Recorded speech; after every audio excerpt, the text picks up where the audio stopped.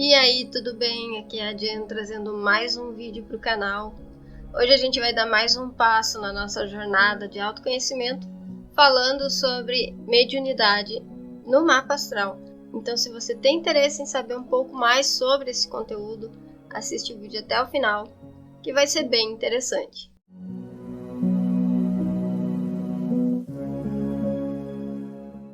Então, em primeiro lugar, eu quero dizer para vocês que, lógico, que o que eu vou mostrar no mapa para vocês são tendências, tá? Mas a gente vai observar isso em mapas de médiums que são famosos, ok? Mas antes da gente começar esse vídeo, eu quero pedir para você que não é inscrito aqui no canal, aproveita e se inscreve. Eu trago conteúdos de astrologia, autoconhecimento e expansão de consciência aqui também. A gente traz algumas curiosidades de vez em quando, mas o foco mesmo é a astrologia. Deixa seu like no vídeo para você fortalecer o meu trabalho e, é claro, se você tiver interesse numa leitura de mapa astral, você pode clicar no link que vai estar aí na descrição deste vídeo e você vai ser direcionado para o meu site e lá você vai poder fazer a sua aquisição, tudo certinho. Tá tudo muito bem explicado lá. E é isso aí, bora pro vídeo. O que é mediunidade em primeiro lugar? A mediunidade, da maneira como a gente entende, é aquela capacidade que certas pessoas têm de funcionar como uma ponte entre o nosso mundo, a nossa realidade e a realidade dos espíritos, a realidade espiritual, enfim. Essa conexão entre o nosso mundo e o mundo dos espíritos, ela pode ocorrer de várias maneiras. Então, a gente vai ter vários tipos de médiums. Então, algumas das mediunidades que podem ser observadas, por exemplo, são a mediunidade de incorporação, a mediunidade psíquica, a mediunidade de cura, a mediunidade de clarividência, a mediunidade auditiva, que seria uma clareaudiência. Então, tem vários tipos. Para você saber um pouco mais sobre esse assunto de mediunidade, eu sugiro que você leia o livro dos médiuns, do Allan Kardec. Não tem como ser diferente, começa por lá. Daí, se você quiser ir se aprofundando, as oportunidades, os ensinamentos, eles vão aparecer, tá? Quando o aluno está pronto, o mestre aparece. Sinais de mediunidade podem ser sensações de presença, você pode tá em algum lugar ali, tá só você e você de repente sente que tem alguém contigo, se sente observado, se sente um incômodo, pode ser. Você pode ter intuições e sonhos muito vívidos também. Pode ter a percepção das energias ou emoções de outras pessoas. E, logicamente, tem aquela clássica que é quando você entra no ambiente e você sente a energia do ambiente, você sente ele pesado, você sente se ele está agradável, desagradável, você tem essas sensações. Inclusive, eu já tive uma experiência nesse sentido. Acho que todo mundo tem esse tipo de experiência, todo mundo consegue ter. A questão é o quanto receptivo você tá para esse tipo de percepção. A mediunidade, ela não é uma habilidade sobrenatural. Ela é muito mais uma sensibilidade espiritual que pode ser desenvolvida e controlada. Aliás, ela deve ser desenvolvida, senão ela vai ficar muito naquela coisa de tá, eu entro nos ambientes e eu percebo que tem alguma coisa ali, mas eu não sei o que é. Aí você vai ficar só nisso. Então, para quem quer desenvolver um pouco mais, vai ter que buscar meios para isso. Dependendo do mapa astral, a gente pode ver ali uma inclinação maior ou menor para desenvolver isso. Então a gente vai ver agora alguns pontos que são relacionados com mediunidade no mapa astral. São pontos que a gente pode olhar e podem sugerir, não definir, mas sugerir a possibilidade de você se aprofundar, se desenvolver dentro da mediunidade, tá? Então vamos lá, ó. Planetas na casa 8. A gente sabe que a casa 8 ela é uma casa associada com o oculto. Eu costumo dizer que ela é a casa da morte, ela é a casa dos mortos, na verdade, porque ela é associada com a morte. Então, inclusive, eu assisti um vídeo muito recentemente da Mônica Bonfiglio falando sobre mediunidade no mapa astral. E ela falava da casa 8, especificamente dos signos na cúspide da casa 8. Então, este é um dos pontos, os signos da casa 8, os planetas que estão lá. Por exemplo, a Lua, quando ela está na casa 8, ela vai trazer uma forte intuição, uma conexão emocional com o espiritual. Netuno vai trazer uma sensibilidade psíquica avançada, uma percepção do invisível, a abertura para os planos sutis e assim por diante. Aí depois nós temos a casa 12 e, logicamente, os planetas que estiverem na casa 12. Mais pra frente a gente vai ver, mas é o signo da casa 12 também, é o pacotinho inteiro ali, né? A casa 12, ela fala do subconsciente, dos mistérios e da espiritualidade oculta. Planetas fortes na casa 12, como Netuno, Lua ou Plutão, podem indicar um vínculo direto com o mundo espiritual ou uma conexão com a intuição. Netuno na casa 12, por exemplo, pode sugerir uma conexão muito mística, uma mediunidade natural, mas também pode identificar ali, pode indicar ali uma necessidade que a pessoa tem de aprender a distinguir melhor entre a realidade e a ilusão. A Lua na casa 12, ela pode sugerir que a intuição da pessoa é muito profunda, que tem uma sensibilidade que é quase inconsciente ao que está além do físico. Também podemos olhar para os aspectos de Netuno. Logicamente, Netuno é o planeta da casa 12, então ele vai ter uma influência espiritual forte. Então, Netuno é o planeta que rege a espiritualidade, a intuição e a dissolução dos limites dos mundos. Aspectos significativos entre Netuno e os planetas pessoais, como Sol, Lua, Mercúrio, Vênus e Marte, podem apontar mediunidade ou uma sensibilidade psíquica. Depois nós temos, logicamente, Plutão e a casa 8. Esses dois pontos eles são associados naturalmente com o submundo, com a morte. E isso já pode sugerir uma capacidade de se comunicar com as outras dimensões nesse sentido. E a presença de Plutão com aspectos harmoniosos ou desafiadores com planetas pessoais também pode indicar um potencial mediúnico. Então, como exemplo para vocês, Plutão em aspecto com a Lua ou Mercúrio, que pode indicar uma capacidade de explorar os reinos ocultos e receber mensagens de entidades ou energias mais densas. Aí nós temos os signos de água, Câncer, Escorpião, Peixes, porque eles são naturalmente mais intuitivos, mais sensíveis, mais perceptíveis daquilo que não é material. Aí nós temos a casa 4 também, que a casa 4 ela vai falar de uma conexão mais ancestral, porque ela é associada com as raízes, com o lar, com a linhagem ancestral da pessoa. Então, planetas ou aspectos fortes nesta casa podem indicar uma conexão mediúnica com os antepassados ou com o mundo espiritual através da linhagem familiar. Nesse caso, eu entendo que é muito aquela situação onde, por exemplo, a minha avó foi curandeira. Aí eu posso desenvolver a habilidade do curandeirismo porque eu já tenho isso na minha linhagem. É uma possibilidade. Aí temos Urano, que fala do despertar psíquico.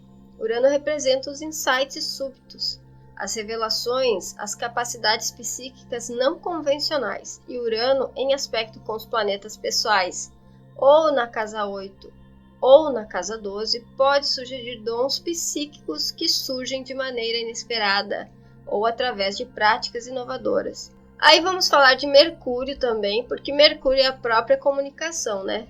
Mercúrio, quando ele está em aspecto com Netuno, com Plutão, aí ele pode sugerir uma capacidade da gente se comunicar com essas entidades espirituais.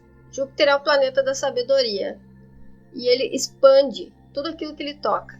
Então, se ele estiver dentro dessas casas 8, 12, ou se ele estiver em aspecto com Netuno, com Plutão, aí ele pode sugerir que existe uma sabedoria espiritual profunda e um desejo de explorar esse mundo todo invisível.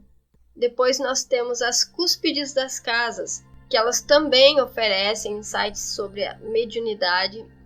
Se a cúspide da casa 8 ou da casa 12 cair em signos de água, especialmente Peixes e Escorpião, isso pode indicar um potencial mediúnico mais forte.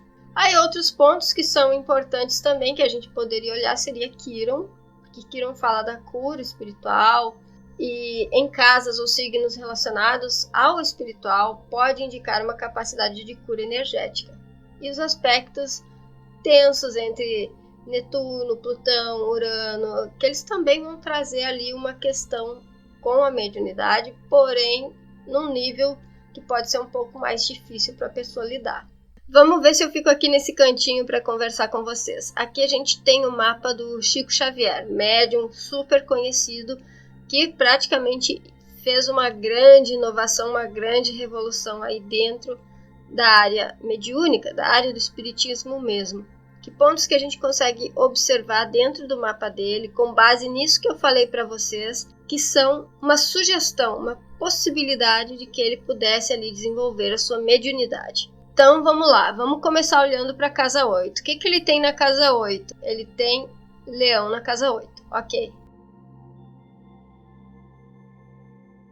O que ele tem na casa 12? Ele tem Urano. Urano aqui muito próximo do ascendente já. Possivelmente ele já influenciaria esta outra casa, mas ele está na casa 12. Ele tem o Quirón no signo de Peixes, então poderia ter ali uma possibilidade de uma mediunidade para curas energéticas, como a gente observou ali. Agora, as cúspides das casas. Ele tem Peixes na casa 3. Ele foi um ícone dentro da comunicação mediúnica, né? Ele escrevia bastante, psicografava. Então a casa 3 dele, com a energia de Peixes, já dá uma abertura para isso daí. É uma abertura energética. O movimento de Peixes é fluido, então é a fluência das energias, através da comunicação dele.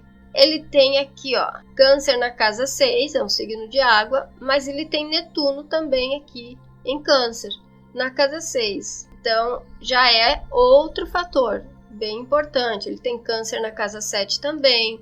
Ele tem a Lilith em Escorpião. A Lilith também vai ser um fator de mediunidade em muitos casos. E ele tem um ponto aqui que é muito interessante, que eu gosto muito de trazer aqui para o canal, que eventualmente eu vou trazer mais legal naquela nossa série de Vivência Nó do Norte, que é justamente o nó do sul dele, que está em Escorpião. Mas eu não vou me aprofundar nisso, tá? É apenas para a gente ter uma base. E quanto aos aspectos, o que a gente consegue ver? Se a gente olhar para Netuno, a gente vai ver que o Netuno dele está conectado ao Sol e ao Mercúrio dele, tá? Eu botei aqui, ó, tá? Eu marquei os aspectos, a gente não quer todos os aspectos, a gente não quer aquela bagunça toda. Então eu marquei só o que eu preciso para mostrar para vocês. Então nós temos o Netuno fazendo um aspecto com Sol e Mercúrio. Ok, já dá uma abertura ali para a comunicação dele também, né? Nós temos também um Plutão fazendo um aspecto com Saturno. Nós temos também um Plutão fazendo aspecto aqui com Vênus também, que vai dar mais um reforço. O Plutão aqui fazendo aspecto com o meio do céu dele, que é um grande reforço também. Então vocês conseguem observar que ele, no mapa dele, tem vários fatores ali que poderiam indicar essa possibilidade mediúnica. Inclusive, eu esqueci de falar aqui, ó, um bem importante, que é o Plutão, que faz oposição aqui com a Lua dele. A Lua também ela é muito importante, e uma Lua que já está entrando na casa 12. Muitos fatores mesmo. Agora vamos para o outro mapa aqui, ó. Eu não sei se vocês conhecem este médium, ele é o Tyler Henry. É um médium bem famoso aí. Eu não vou lembrar o nome do programa dele, nem o canal, nem nada disso, mas eu sei que eu vi alguma coisa. E ele costuma fazer leituras das pessoas nesses programas. Ele pega um papel, começa a riscar, começa a fazer alguma coisa e começa a falar. Ok, agora vamos olhar os pontos aqui, ó. Vamos começar olhando para a cúspide das casas. Ele tem Câncer na casa 11, ele tem Escorpião escondido aqui, ó, contido na casa 3, e ele tem também Peixes na casa 7. Aí planetas nos signos de água.